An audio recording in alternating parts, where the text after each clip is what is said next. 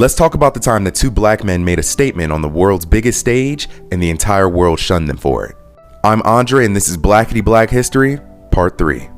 It's October 1968 and Mexico City is hosting the Olympics. Tommie Smith had just won the 200 meter with a world record of 19.83 seconds. John Carlos over there had just won the bronze medal. Now these men could have just accepted their medals, but they didn't, and I love it.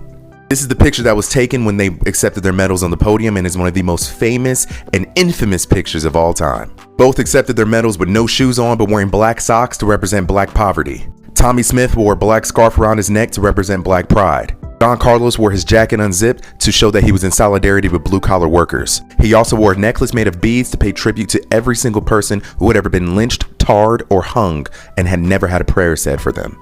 But what really got the world going is when they raised their fists with black gloves on and lowered their heads during the playing of the Star-Spangled Banner. Mind you, this is 1968. They're black. They were immediately ostracized. As soon as they got back to America, their families received death threats. There were also calls for their medals to be revoked.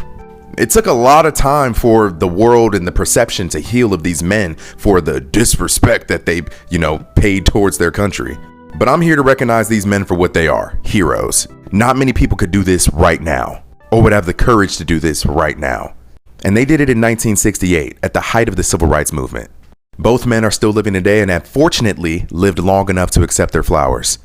They both went on to have short stints in professional football and broke numerous world records as runners. John Carlos is now a teacher and counselor at Palm Springs High School, and Tommie Smith, after serving in education, is now a motivational speaker. I think it's important that this act does not get lost in history. Well done, gentlemen.